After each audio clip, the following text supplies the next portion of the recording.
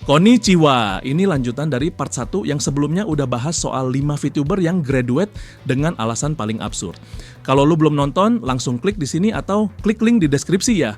Sekarang kita bahas 5 VTuber lainnya. Sebelum kita mulai, jangan lupa buat like, komen, dan subrek dulu ya, biar Senpaizen nggak ikutan graduate juga. Thank you. Yozora Mel. Pertama kita mulai dari Yozora Mel dari Hololive. Kalau lu ikutin Hololive dari dulu, harusnya tahu sih Mel ini. VTuber yang debut pada tahun 2018 ini, dilihat dari luar, dia kelihatan kalem, manis, dan begitu perhatian sama fans. Visual dia juga khas banget, choker, rok 2 lapis kayak langit malam, sama sayap kelelawar.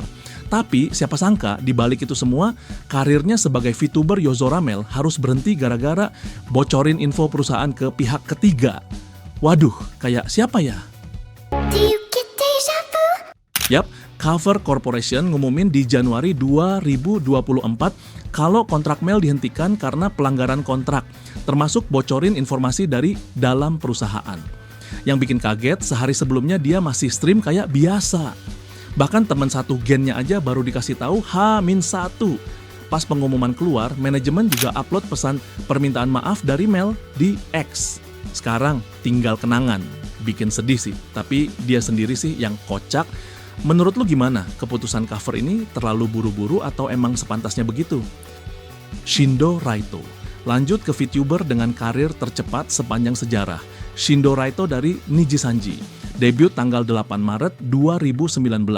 Graduate 12 Maret, 4 hari doang bos, PO merch aja sebulan. Kenapa bisa secepat itu? Karena netizen Jepang ngubek masa lalunya. Dan nemuin akun lamanya dia banyak tweet ngawur. Dari jokes jorok, ngajak ketemuan cewek di bawah umur, sampai ngomongin hal-hal yang, waduh, gelap banget deh. Publik langsung meledak, meski nggak ada bukti dia benar-benar lakuin hal-hal itu, reputasinya langsung hancur. Komunitas VTuber Jepang nyebut itu sebagai salah satu rekrutmen terburuk dari Nijisanji karena dianggap gagal nyaring masa lalunya. Raito udah sempat bikin video klarifikasi, ngaku itu tweet dia, tapi katanya cuma bercandaan dia waktu masih remaja aja dan nggak pernah beneran lakuin apa yang dia tulis. Tapi ya udah, fans udah keburu muak dan nggak mau idolain VTuber yang masa lalunya jelek. Akhirnya Nijisanji pun terminate kontraknya. Nggak ada farewell stream, nggak ada penjelasan. Ya udah, hilang. Menurut lu, Raito harusnya dapat kesempatan kedua atau udah pantas di-cancel orang-orang? Amano Pikame. Nomor 3 ada Amano Pikame dari Forms Project dengan kisahnya yang tragis. Dia dikenal dengan tampilannya yang cerah ceria, gaya ngomong campur Jepang-Inggris, dan ketawa yang khas banget. Tapi semua itu selesai gara-gara satu game Hogwarts Legacy. Waktu itu Pikame upload agenda streaming dia di akun X-nya dan cantumin dia mau main Hogwarts Legacy. Tapi ternyata game itu lagi kena boykot sama kelompok SJW. Belum sempet live, Pikame udah diserang habis-habisan di X. Akhirnya dia batalin stream, hapus semua VOD, dan sebulan kemudian graduate. Nggak ada alasan resmi yang bilang itu penyebabnya, tapi fans banyak yang yakin kalau serangan di X itulah pemicunya. Ironis ya, VTuber yang wholesome kayak Pikame malah di-cancel sama orang-orang. Lu sendiri udah pernah ikutin Pikame belum? Coba tulis di kolom komentar. Crystal Rosalind Bell, yang ini, nggak habis pikir. Crystal Rosalind Bell alias Olin, dia harus graduate gara-gara diserang sama moderatornya sendiri. Moderator yang harusnya jaga komunitas malah jadi sumber masalah. Namanya Anto92.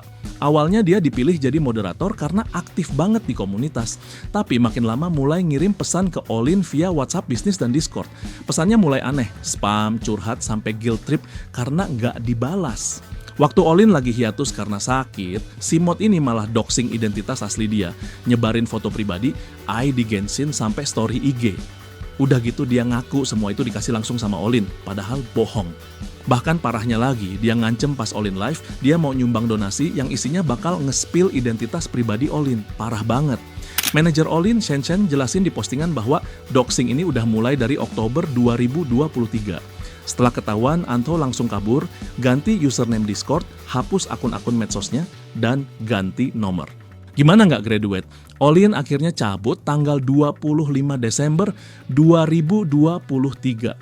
Ini tuh bukan cuma absurd, tapi juga nyesek karena bisa-bisanya orang yang dipercaya sama VTuber itu sendiri malah tega nusuk dari belakang. Lu pernah lihat kasus kayak gini di komunitas lain? Coba share di komentar biar jadi pengingat juga kita ciptain komunitas yang aman dan sehat buat semua kreator. Mano Aloe. Terakhir, ada The Legend, Mano Aloe dari Hololive Gen 5. Debutnya cuma 2 minggu, langsung graduate. Penyebabnya, combo chaos, video uji coba yang lupa dihapus, disuspend, doxing, sampai mentalnya drop. Jadi ceritanya gini, sebelum debut resmi, dia pernah live testing Live 2D di platform Tweetcasting. Sialnya videonya bocor, padahal stream itu udah disetujui manajernya, tapi karena lupa hapus videonya sebelum debut, dianggap melanggar kontrak. Baru 2 hari debut, langsung diskors 2 minggu. Aloe ini ibarat udah jatuh ketimpa tangga. Pas masa skorsing, dia malah kena dox juga. Informasi pribadinya dibongkar ke publik, termasuk nomor telepon rumahnya yang akhirnya ditelepon orang asing. Bahkan mantan pacarnya juga dihubungi. Bukan cuma dia yang tertekan, tapi keluarganya juga. Aloe sempat bikin stream permintaan maaf dan bilang masih pengen lanjut, tapi dia butuh waktu buat perbaiki semuanya. Tapi dia terus-terusan ditekan dari serangan netizen, rumor, sampai ancaman yang bikin mentalnya makin drop. Akhirnya, pada 31 Agustus 2020, Hololive resmi umumin bahwa Mano Aloe graduate. Fans banyak yang marah karena ngerasa dia nggak dikasih kesempatan kedua. Padahal Aloe udah tanggung jawab dan minta maaf. Tapi akhirnya Aloe bilang, dia udah nggak kuat secara mental. Kasusnya Mano Aloe ini jadi salah satu graduation tercepat di Hololive, bahkan lebih cepat dari Hitomi Chris yang gua bahas di video part 1. Menurut lu, mana alasan yang paling buat lu nggak nyangka? Terus, ada yang mau nambahin? Drop di kolom komentar. Oke, segitu dulu kali ini. Jangan lupa pencet loncengnya biar nggak ketinggalan video barunya Senpai Z. Arigato, mata nih!